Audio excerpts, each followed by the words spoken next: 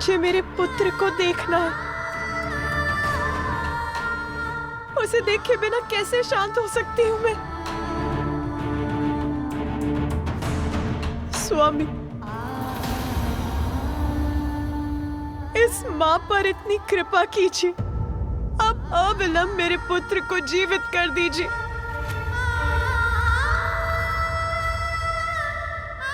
अभी तो मैंने उसका अन्नप्राशन भी नहीं किया।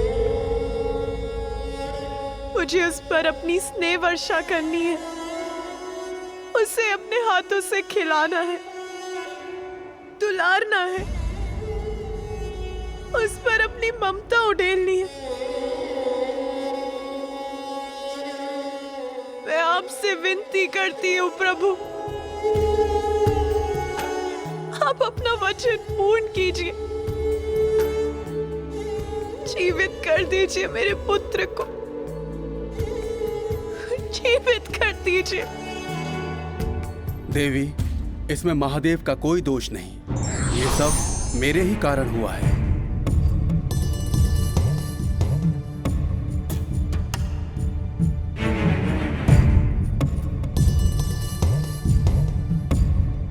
आपका दोषी तो मैं हूं। इस घटनाक्रम का संपूर्ण दोष मेरा ही है।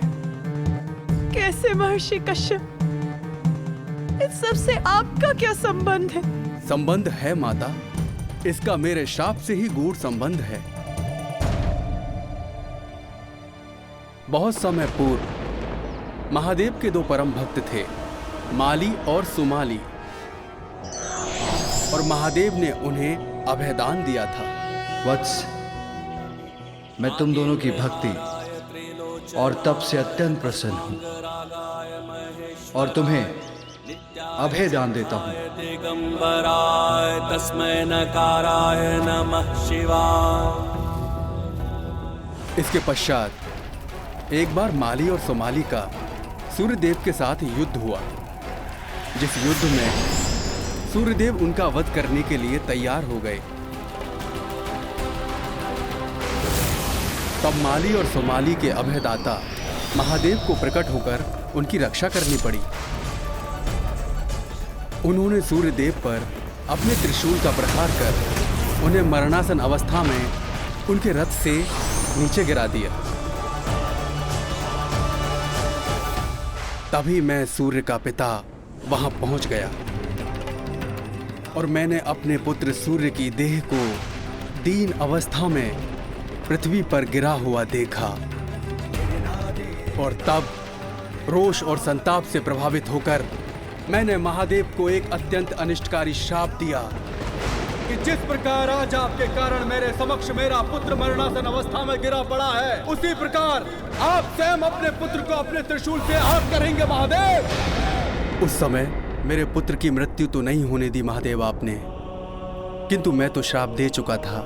वो स्थिर रहा, जिसके कारण ही आज यहाँ ये सब घटा।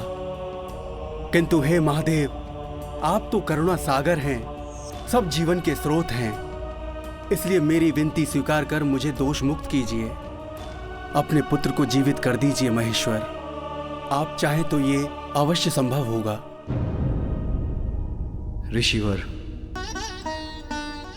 अब वही करने का प्रयास करने जा रहा हूं। अब मुझे आज्ञा दीजिए। प्रणाम महादेव। प्रणाम माता।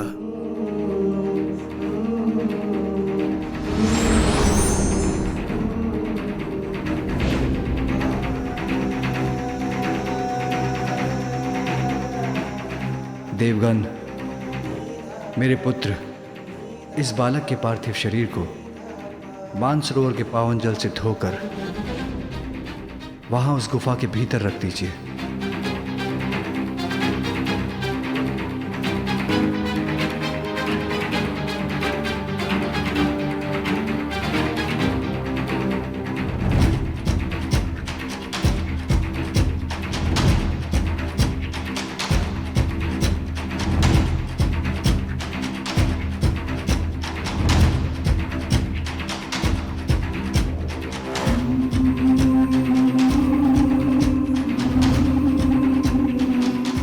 विश्वास रखिए देवी, इसी विधि से उसे मैं पुनर्जीवित कर सकूंगा।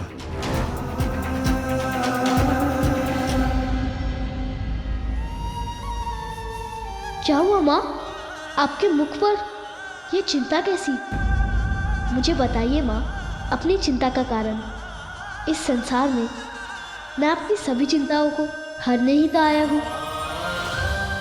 माँ का आंचल ही मेरा संपूर्ण संसार है।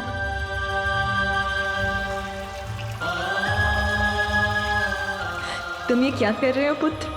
अभी बताता हूँ माँ।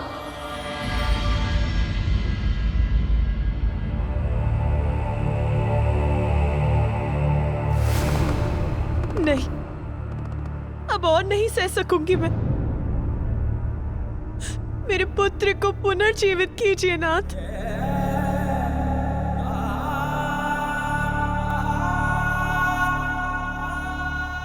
धैर्य रखो उमा। बिना शीश के मैं उसे जीवन नहीं दे सकता। मेरे त्रिशूल के प्रहार से उसका शीश सदा के लिए नष्ट हो चुका है, किंतु उसका भी उपाय है।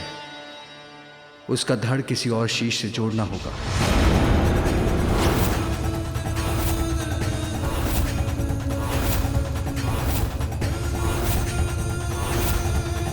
तब मैं अपने पुत्र को पुनर्जीवित कर सकूंगा। क्या किसी और का शीश जोड़ा जाएगा मेरे पुत्र के धड़ पर?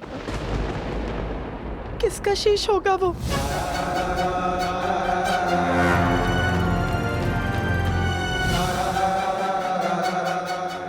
उत्तर दीजिए, किसका शीश दिया जाएगा मेरे पुत्र को?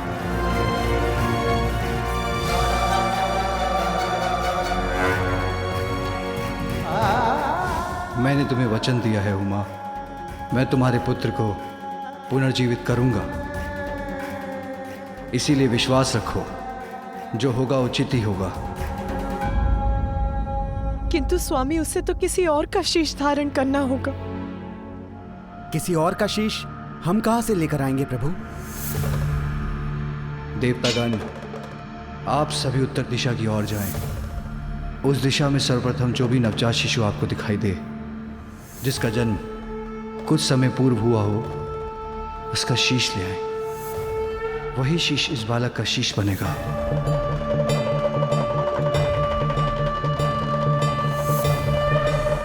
और ये कार्य करते समय दो बातों का अवश्य ध्यान रखिएगा। उसी नवजात शिशु का शीश लेकर आएं जो दक्षिण दिशा की ओर मुख कर लेटा हो, और ये कार्य दोपहर की अवधि में पूर्ण हो जाना चाहिए।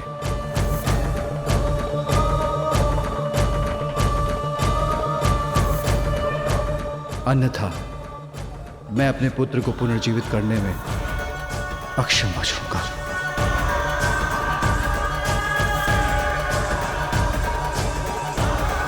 यदि दोपहर के भीतर कोई शीश नहीं मिला तो माता पार्वती का क्रोध पुनः जागृत हो जाएगा। मुझे तो यही चिंता सता रही है, किंतु इसे इनके समक्ष कैसे व्यक्त करूं?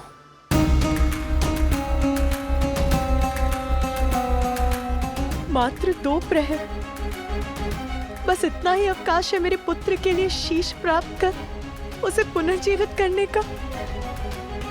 हम प्रयास तो कर सकते हैं इंद्रदेव, पर 2 प्रहर तो बहुत छोटी अवधि है। सूर्यदेव, ये महादेव की आज्ञा है। हमें उन पर विश्वास कर अति शीघ्र अपनी यात्रा प्रारंभ करनी चाहिए और अविलंब उत्तर दिशा की ओर प्रस्थान करना चाहिए। रुकिए इंद्रदेव, मैं भी आप लोगों की सहायता के लिए आप सबके साथ चलता हूं।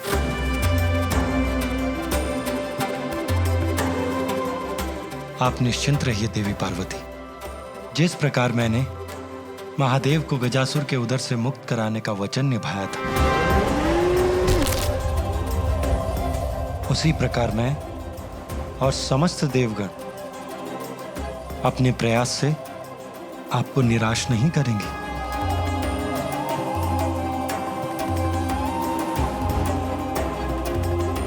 आपके इन वचनों से मुझे आश्वस्त करने के लिए अनेकों धन्यवाद भ्राताश्री।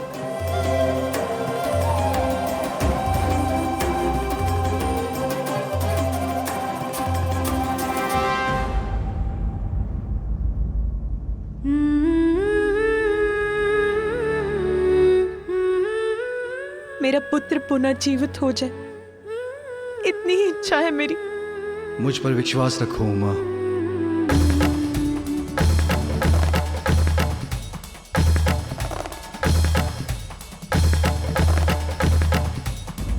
मैं यही हूं पुत्र, तुम्हारे समीप, तुम्हारी प्रतीक्षा कर रही हूं, उसी प्रकार जैसे तुम द्वार के बाहर मेरी प्रतीक्षा कर रहे थे। तुम्हें छोड़कर कहीं नहीं जाऊंगी, यही हूं और यही रहूंगी। बस अब तुम शीघ्र आ जाओ पुत्र, शीघ्र आ जाओ।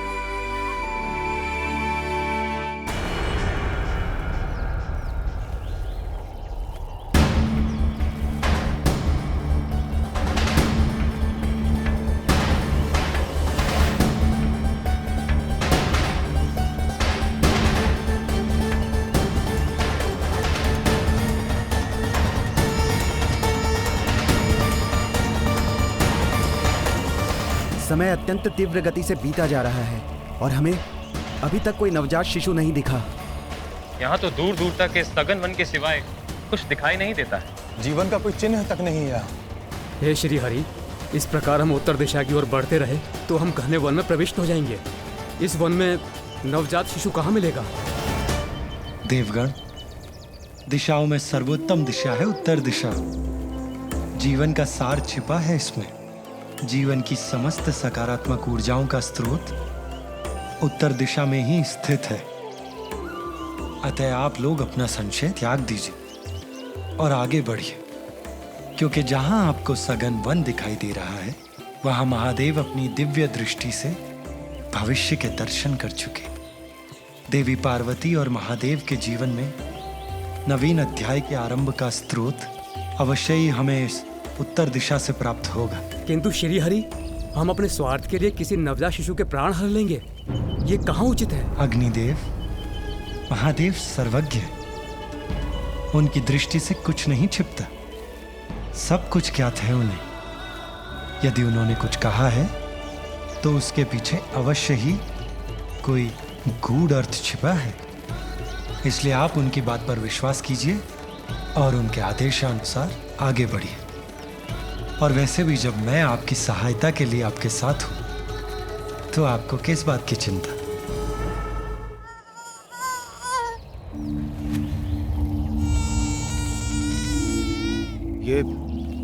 ये शिशु क्रंदन का स्वर उस ओर से आ रहा है। हमें शीघ्र उस ओर चलना चाहिए।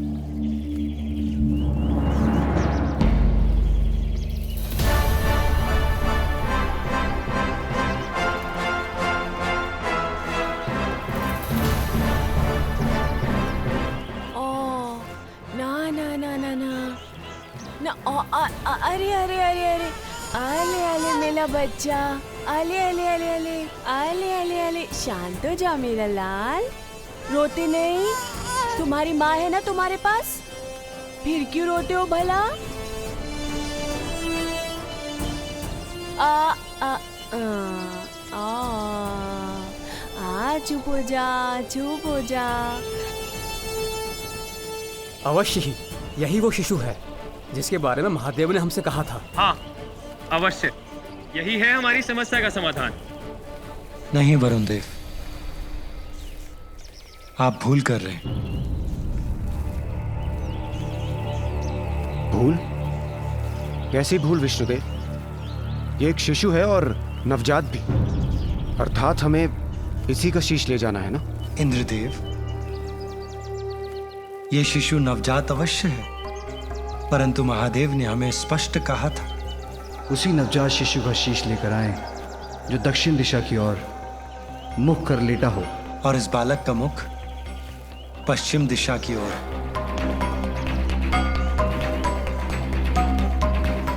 अतः इसका शीश देवी पार्वती के पुत्र के लिए उपयुक्त नहीं है। महादेव ने हमें अवश्य भेजा है, किंतु अपने हृदय में उत्पन्न संशय को मिटा नहीं पा रहा हूं मैं।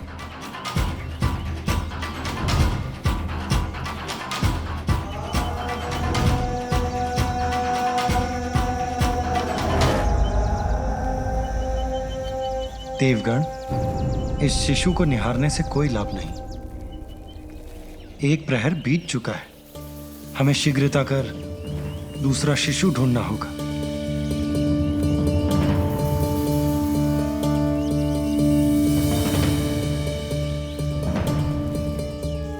आइए देवगण।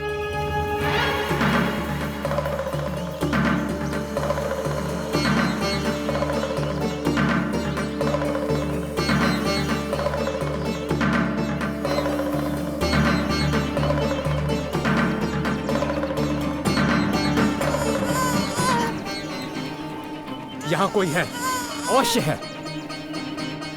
संभव है यही वो शिशु है जिसका शीश हम ढूंढ रहे हैं।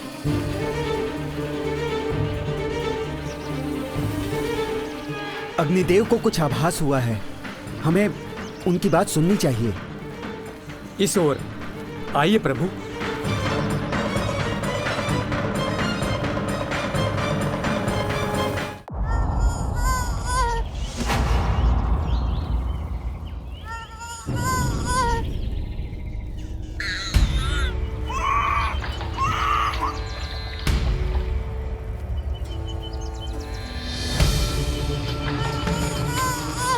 विष्णुदेव, देखिए, ये यक्षिणी और उसका शिशु। और कितना सुंदर है। माता पार्वती भी इसे देखकर अत्यंत प्रसन्न होंगी। आप सभी उत्तर दिशा की ओर जाएं। उस दिशा में सर्वप्रथम जो भी नवजात शिशु आपको दिखाई दे, जिसका जन्म कुछ समय पूर्व हुआ हो, उसका शीश ले आएं।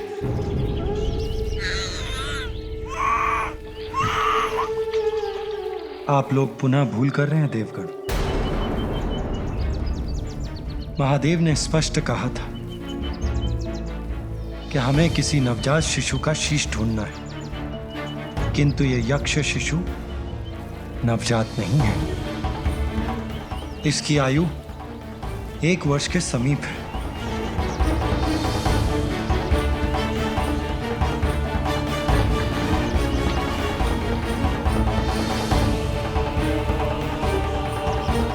धीरज रखिए देवगण, हमारे पास अभी भी कुछ समय शेष है।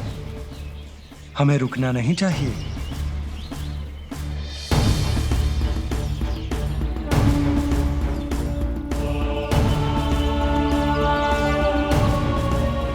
आइए देवगण, आगे बढ़ते हैं।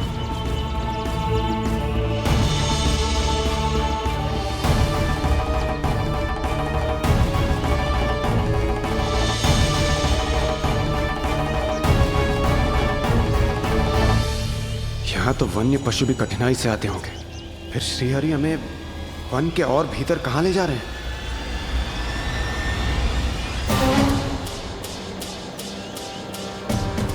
प्रभु श्रीहरि के साथ होते हुए भी मन में शंका उत्पन्न हो रही है। क्या हम किसी शिशु का शीश ढूंढ भी सकेंगे? यहाँ कहाँ मिलेगा कोई शिशु हमें?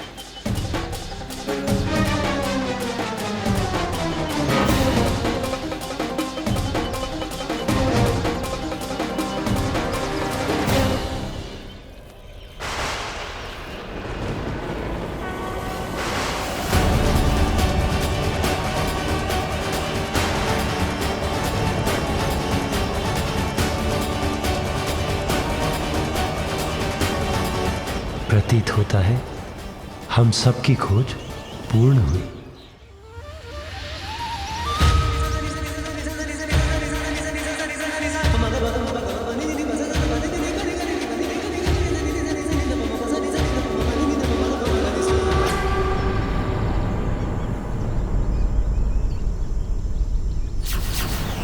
इसके प्राणांत के बाद ये गज शावक मेरे धाम में स्थान पाएगा।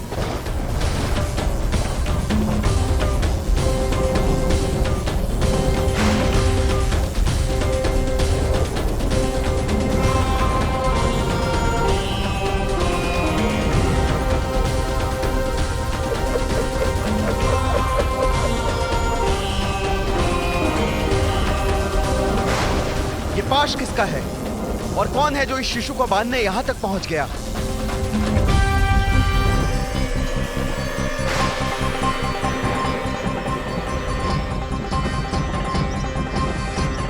विष्णुदेव, देवराज और सभी देवगणों को मेरा प्रणाम।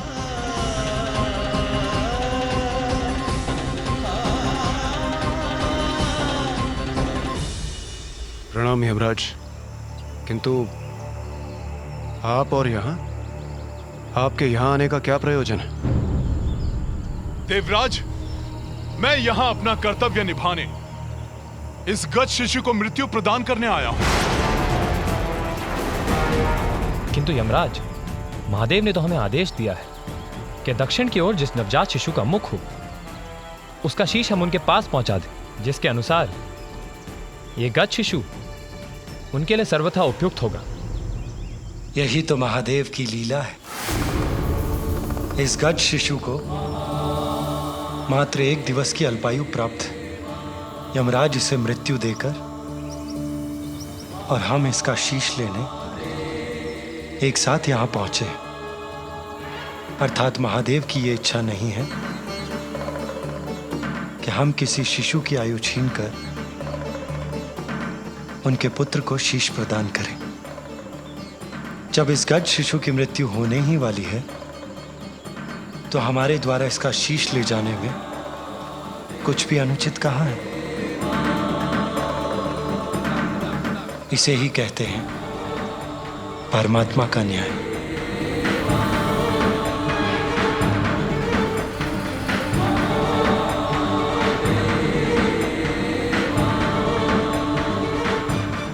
हे श्री हरि, आपके द्वारा इस गज शिशु के शीश को ले जाने के पूर्व मुझे इसके प्राण ले जाने की अनुमति प्रदान करें।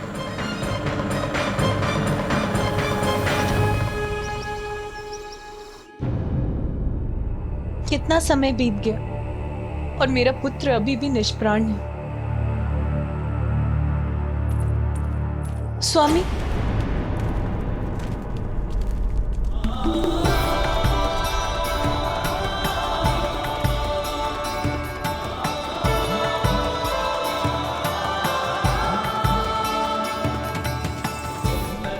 श्री हरि और देवगण लौट रहे हैं, अर्थात उनकी यात्रा सफल हुई। अब पुनः पा सकूंगी मैं अपने पुत्र को।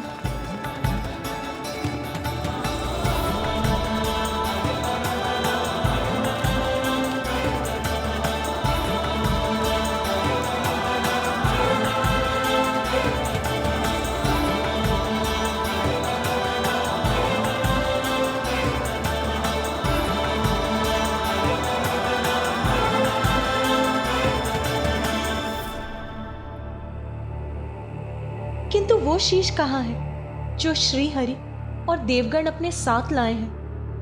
अब तो वही शीश मेरे पुत्र का शीश होगा। आपके आदेशानुसार हम ले आए एक शीश।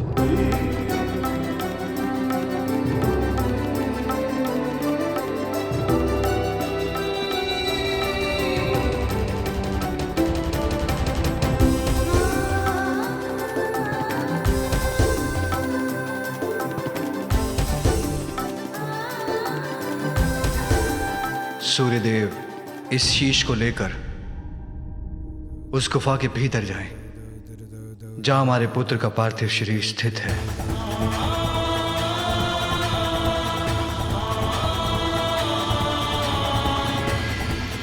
जो आज्ञा प्रभु।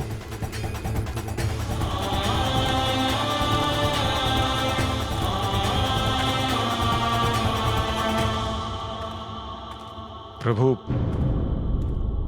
मुझे अभी भी एक शंका है। हम नवजात शिशु का शीश तो ले ही आए, किंतु उसे आपके और माता पार्वती के पुत्र के धड़ से कौन जोड़ेगा प्रभु? इंद्रदेव, देवराज होने के नाते इस प्रश्न का उत्तर तो आपको भी ज्ञात होना चाहिए। ये कार्य अश्विनी कुमार करेंगे देवराज। आपको तो ज्ञात ही है, वो अत्यंत निपुण शल्य चिकित्सक हैं। क्यों, उचित कह रहा हूं ना मैं? जी प्रभु। देवराज इंद्र को तो अवश्य ज्ञात होगा, जब अश्विनी कुमारों ने ऋषि दधंग का शीश उनके धड़ से विलग करके उसे पुनः उनकी देह से जोड़ दिया था। ऋषि दधंग्य को ब्रह्म विद्या का गूढ़ ज्ञान प्राप्त था। ये वो वैदिक विद्या है जिससे देवता देवत्व के चरम तक पहुंच सकते हैं। देवराज इंद्र ने उनसे यही विद्या सीखने का प्रयास किया। मैं देवराज इंद्र हूँ और मैं यहाँ आपसे ब्रह्म विद्या सीखने आया हूँ, इसलिए ये विद्या मुझे सिखाने की कृपा करें। देवराज, ये विद्या तो केवल उन्हें ही सिखाई जा सकती है जो किसी भी अवस्था में इसका कोई दुरुपयोग ना करे। आप देवराज अवश्य हैं, किंतु मुझे यह विश्वास नहीं है कि यह विद्या आपको सिखाना संसार के हित में होगा। ऋषिवर! आपने देवराज इंद्र को यह विद्या सिखाने से मना किया। अगर यह विद्या मुझे प्राप्त नहीं हो सकती तो किसी और को भी नहीं दी जा सकती। ज्ञात रहे, यदि आपने अपने इस मुख से अपनी यह विद्या किसी और को सिखाई तो उसका भीषण परिणाम झेलने के लिए तैयार हो जाइए।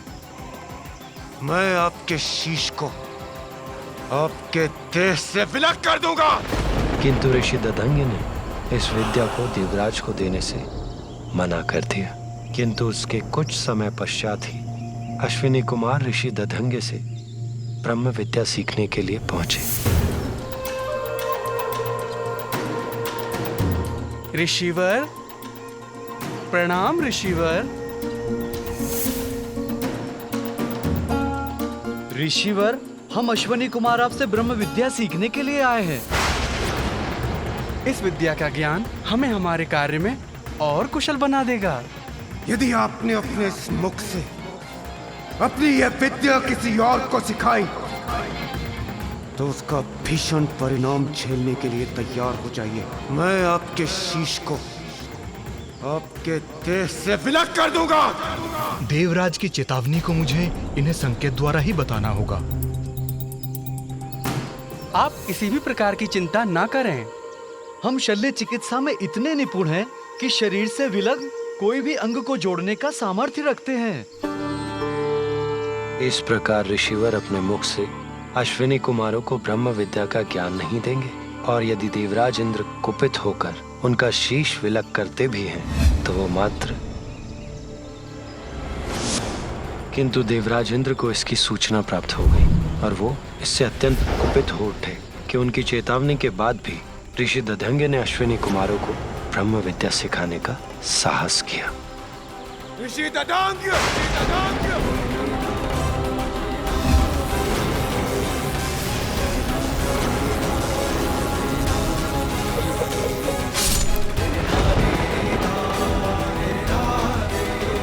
इसके उपरांत दोनों अश्विनी कुमारों ने ऋषि दधंग्य के शीश को उनके शरीर पर पुनः स्थापित कर संजीवनी विद्या से उन्हें पुनर्जीवित कर दिया। आप दोनों का कल्याण हो। आप दोनों ने मात्र मेरे जीवन की रक्षा नहीं की, अपितु मेरे धर्म को भंग होने से भी रक्षित किया है। एक गुरु होने के कारण आप दोनों जैसे योग्य शिष्यों को धर्म का ज्ञान देना मेरा धर्म था। यदि देवराज इंद्र के भय से मैं आपको ये ज्ञान दिए बिना लौटा देता, मेरे गुरु होने का धर्म खंडित होता। शल्य चिकित्सा में पारंगत और संजीवनी विद्या के ज्ञाता भी हैं अश्विनी कुमार, इसलिए बालक के शीश को उसके धड़ से जोड़ने के लिए उनका बुलाया जाना स्वाभाविक है और उपयुक्त भी। बालक के शीश को उसके धड़ से जोड़कर वो उसे प्राण दान देने में समर्थ है।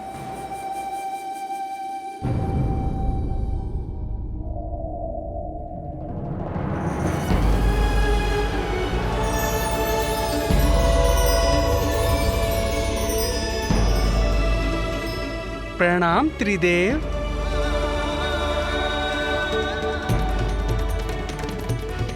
प्रणाम देवतागण।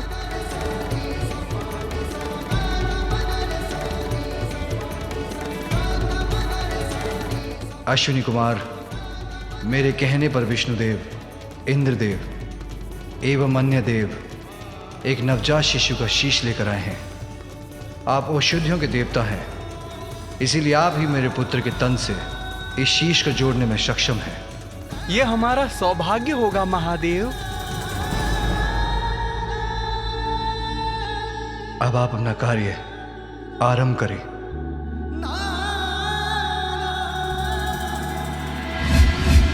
देवगण,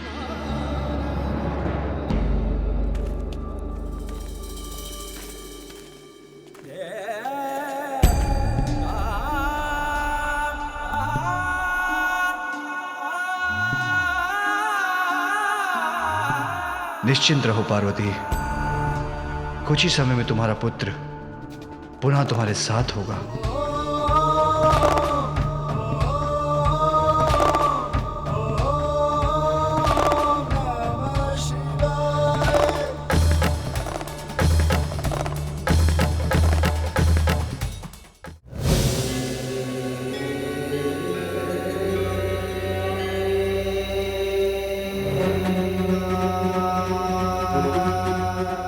महादेव, हम शीश को तो बालक के शरीर से जोड़ देंगे, किंतु इनकी मृत्यु आपके त्रिशूल के प्रहार से हुई थी, इसलिए हम इन्हें जीवन प्रदान नहीं कर सकेंगे। इन्हें प्राण देकर पुनर्जीवित तो आप ही कर सकते हैं प्रभु।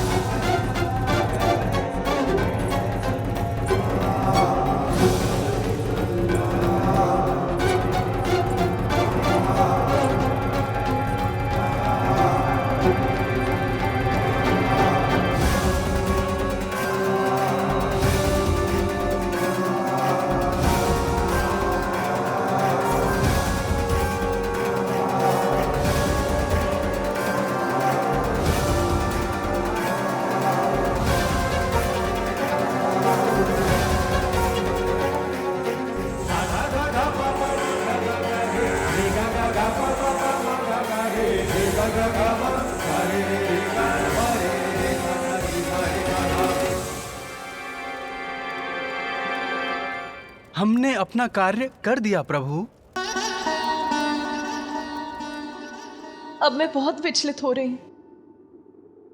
मैं अपनी दिव्य दृष्टि से भीतर देख सकती हूं, किंतु स्वयं देखने पर मैं अत्यंत व्याकुल ना हो जाऊं।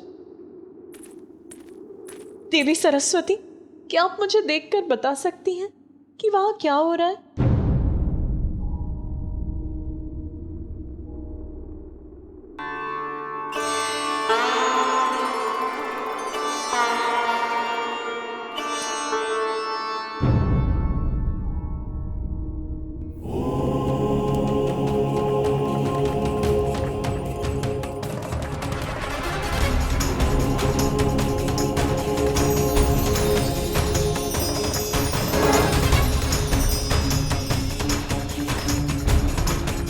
देवी पार्वती, महादेव आपके पुत्र को प्राण दे रहे हैं। उनके पांव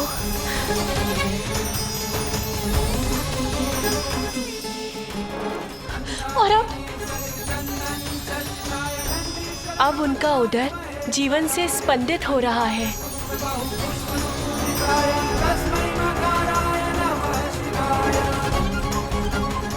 और अब क्या हो रहा है वहां? अब उनके हाथ और उनकी भुजाएं, उसमें भी जीवन का संचार हो रहा है। और बताइए ना, अब क्या हो रहा है वहां?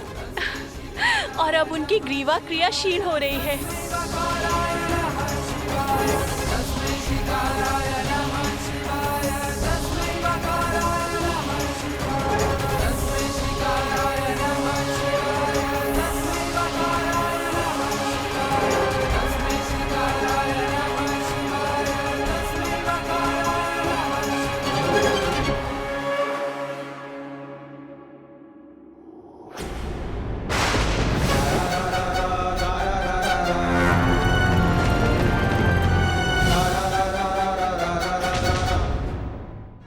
क्या हुआ? आपने अपनी दिव्य दृष्टि क्यों हटा ली?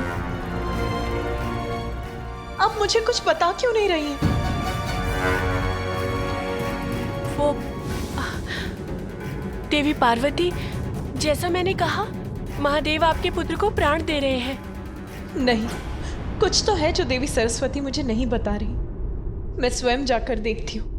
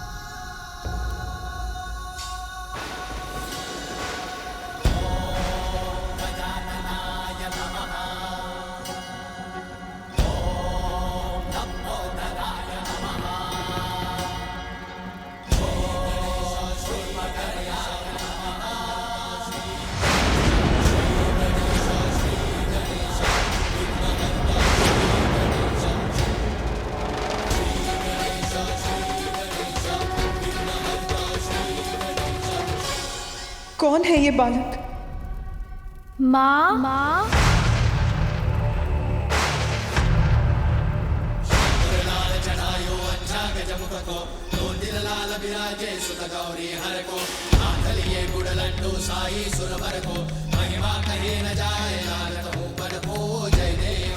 कौन विचित्र गजमुख बालक है जो मुझे माँ कहकर पुकार रहा है? ये तो मेरा पुत्र नहीं।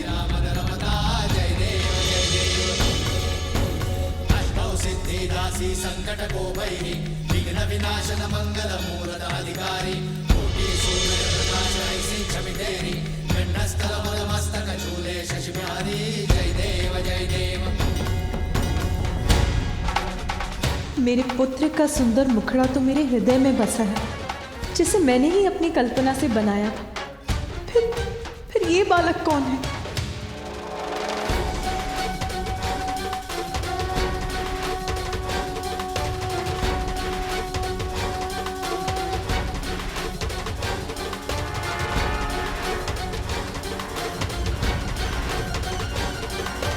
माँ। जिसकी आशंका थी वही हुआ। माता अपने पुत्र को इस रूप में स्वीकार नहीं कर पा रही हैं।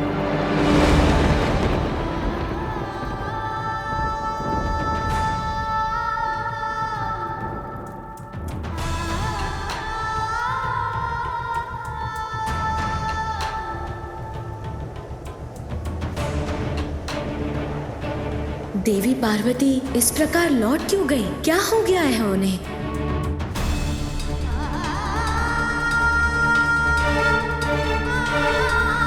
माँ, मैं आपकी सेवा करने, आपको सुख देने आया हूँ।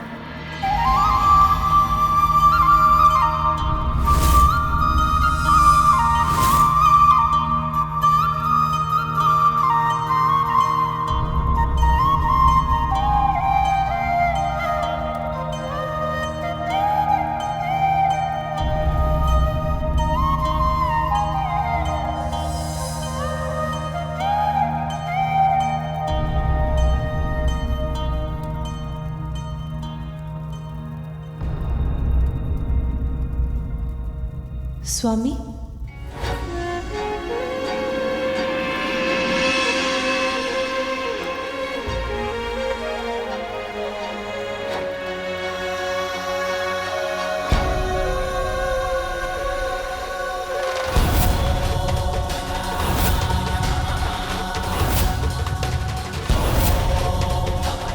गजमुख, पार्वती पुत्र का नवीन शीश तो गजमुख है।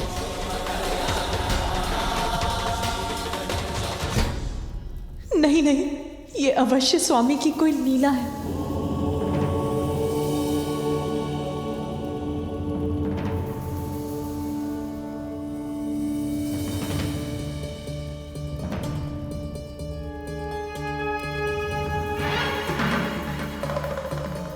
देवी पार्वती अपने पुत्र की पुरानी छवि के मोहवश अपने ही पुत्र को इस नवीन रूप में स्वीकार नहीं कर पा रही है,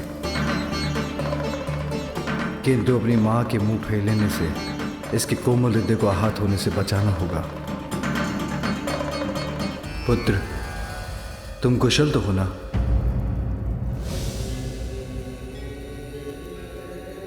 आप? अब तुम्हारी उद्दंडता की अति हो चुकी है। मैंने तो तभी कह दिया था कि मैं किसी भी अवस्था में आपको इस रेखा के आगे नहीं जाने दूंगा। आपको तो मैंने भीतर जाने से रोकने के लिए आपसे युद्ध किया था ना? माँ का आदेश था कोई भीतर नहीं जाना चाहिए और मैंने उन्हें वचन दिया था। मैं स्नान करने जा रही हूँ, स्मरण रहे किसी को भी भीतर मत आने देना। मैं वचन देता हूँ माँ, किसी को भी भीतर आने नहीं दूंगा।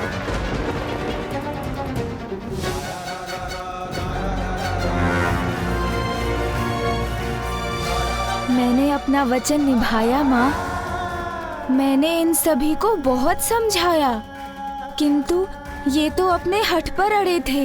मैंने जो रेखा खींची थी उसे पार कर भीतर जाने के इन्होंने अनेकों प्रयास किए, किंतु मैंने किसी को भी भीतर जाने नहीं दिया।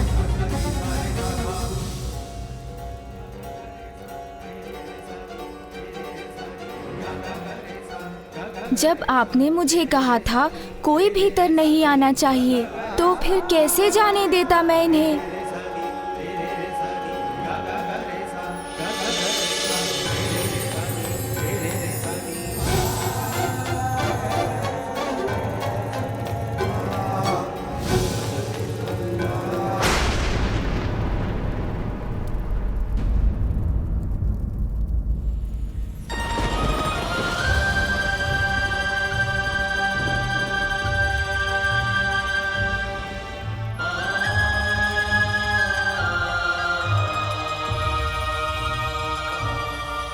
कैसे मान लूं कि यही बालक मेरा वो पुत्र जिसे मैं स्नान के पूर्व बाहर छोड़कर गई थी।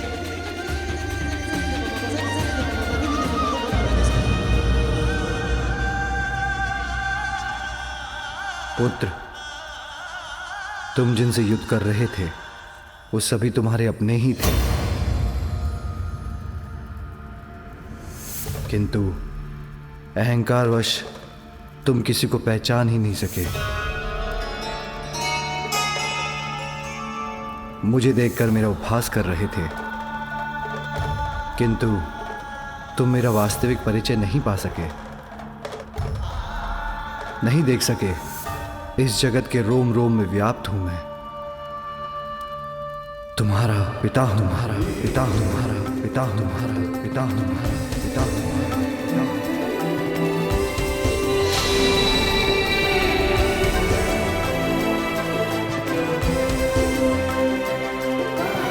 मेरे पिता? आप हैं मेरे पिता? पिता, संपूर्ण जगत मुझे जगत पिता कहकर पुकारता है, किंतु इस बालक के मुख से पिता पुकारा जाना तो मेरे लिए भी कितना सुखदायी है।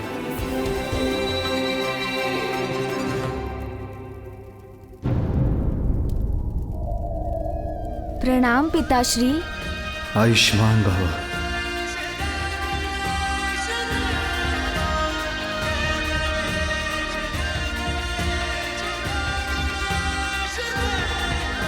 उठो पुत्र,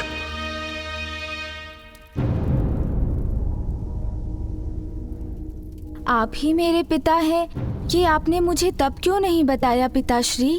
पुत्र, तुमने मुझे कुछ कहने का अवसर दिया ही कहा। अपनी माँ के प्रति तुम्हारी भक्ति देखकर मैं बहुत प्रसन्न हूँ, किंतु मैं तुम्हारी माँ का बस बस बस।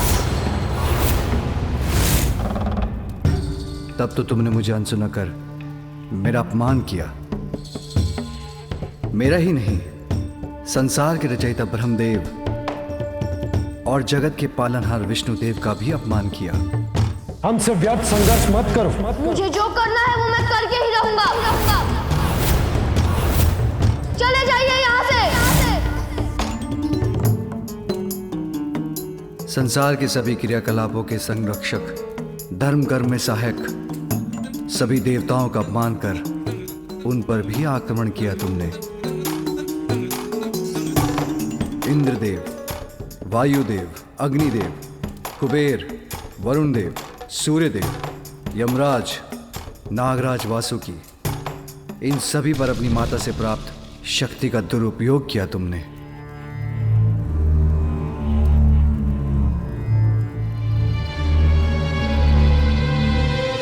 तुम्हारे अहंकार के कारण, यही कारण था पुत्र कि मैं तुम्हारा शीश तुम्हारे शरीर से विलग करने पर विवश हो गया।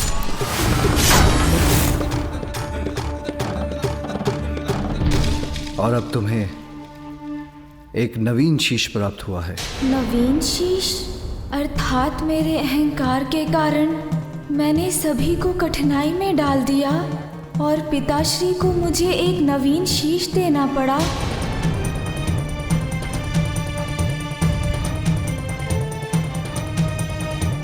पिताश्री, मुझसे बहुत बड़ी भूल हुई। मुझे ऐसी उद्दंडता नहीं करनी चाहिए थी। उसके लिए मैं आप सभी से क्षमा मांगता हूँ। और पिताश्री, अहंकारवश आपका अपमान करने के लिए आपसे भी क्षमा याचना करता हूँ।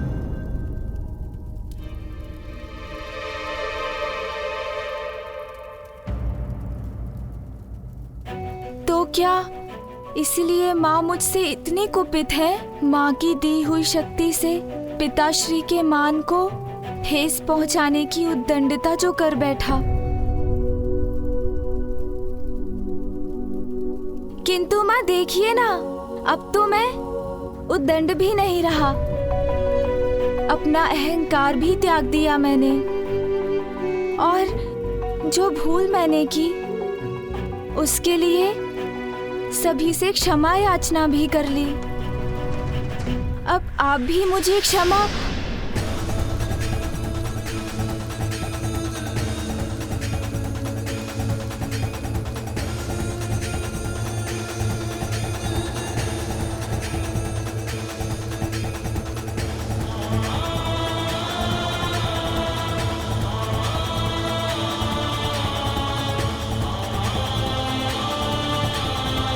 माँ ने मुझसे अपना मुख क्यों फेर लिया?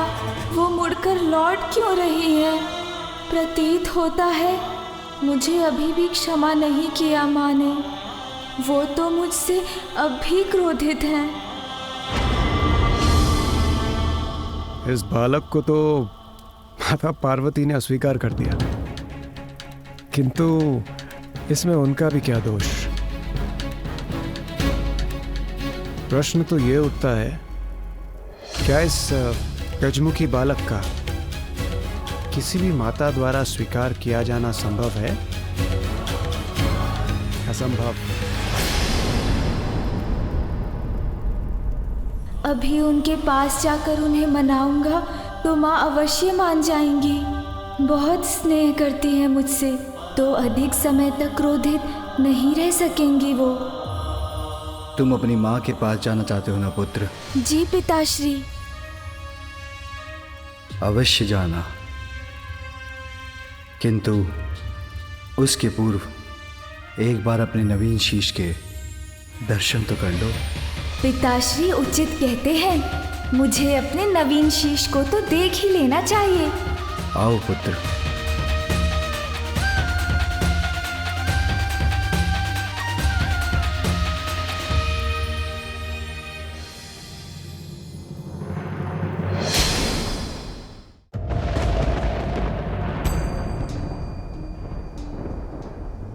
इस सरोवर के जल में अपना प्रतिबिंब देख लो। आगे बढ़ो।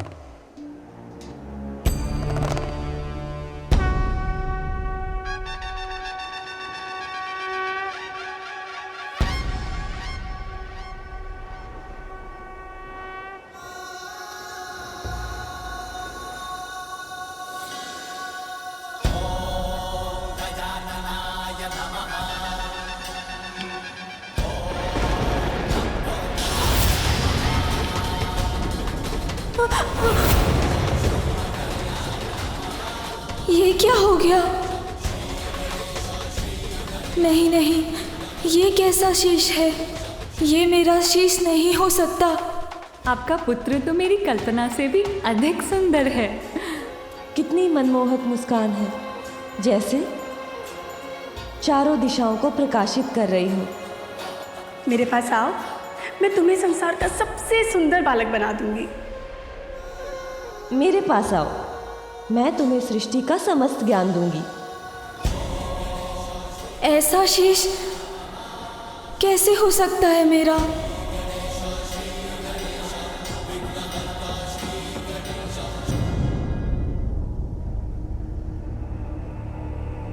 मेरा ये मुख पृष्ठ, मेरे ये बड़े बड़े कान और ये सूंड तो गज धारण करते हैं ना पिताश्री। मेरा ये सुंदर शीश गज के शीश में कैसे परिवर्तित हो गया पिताश्री? पुत्र, मेरा त्रिशूल अहंकार का नाश करने में कोई भेद नहीं करता। तुम्हारे मस्तिष्क पर अहंकार हावी हो गया था। वस्त्र के स्थान पर पशु चर्म से अपना तन ढकते हैं। रहने के लिए कोई घर नहीं, नाम पूछो तो कहते हैं सभी नाम मेरे हैं। अब ऐसी बात करने वाले को बहरूपिया नहीं तो और क्या कहूँ, और क्या कहूँ, और क्या कहूँ, और क्या कहूँ। जिसे नष्ट करने के लिए मेरे त्रिशूल ने तुम्हारे शीश को तुम्हारे तन से विलग कर दिया, और जिसे मेरा त्रिशूल भस्म कर दे उसे पुनः नहीं जोड़ा जा सकता। किंतु तुम्हारी मां ने तुम्हें पाने के लिए इतना त्याग किया था। इतनी कठोर तपस्या के बाद विष्णुदेव से वरदान प्राप्त कर तुम्हें जीवन दिया था। विष्णुदेव के वरदान की मर्यादा के लिए तुम्हारी मां की पुत्र प्राप्ति की प्रबल इच्छा को साकार बनाने के लिए और भविष्य में तुम्हारे द्वारा होने वाले जगत कल्याण के लिए तुम्हें दूसरा शीश देकर पुनर्जीवित तो करना ही था पुत्र।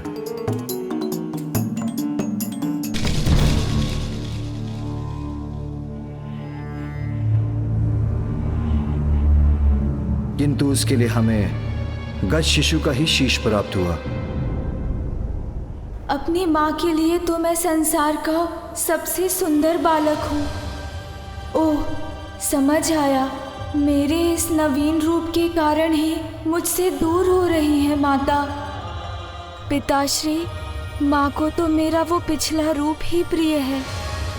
अब मैं उनका सुंदर पुत्र नहीं रहा, इसीलिए वो मुझसे बात किए बिना, मेरा अभिवादन भी स्वीकार किए बिना, मुझे देखे बिना, कुछ कहे बिना ही लौट गई। नहीं पुत्र, माता के हृदय में संतान के प्रति आघात स्नेह रहता है पुत्र। तुम्हारी माता भी अपने पुत्र से अपार प्रेम करती है, और तुम्हारे शीश में परिवर्तन होने के बाद भी तुम उनके वही पुत्र हो। विश्वास रखो, समय के साथ वो तुमसे पूर्व की अपेक्षा कहीं अधिक स्नेह करेंगी। वो तुम पर अपना संपूर्ण वात्सल्य उड़ेलेगी। अनंत काल तक तुम्हारा ये नवीन मुखी सदा के लिए उनके हृदय में वास करने वाला है पुत्र। और तुम भी अपने शीश के विषय में विचार करोगे तो तुम्हें ज्ञात हो जाएगा कि ये हर प्रकार से तुम्हारे पूर्व के शीश से कहीं उत्तम है।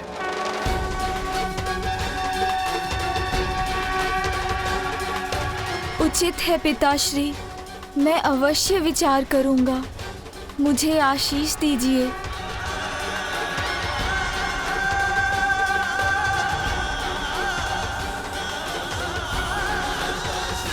प्रणाम पिताश्री। आयुष्मान भवा। पिताश्री, यदि आपकी अनुमति हो तो मैं अब जाकर माँ से मिल लूं? अवश्य। जीवन समर्पित है तुझको माता, सांस सांस अर्पित है। अब मुझे अपनी माता को मनाना ही होगा।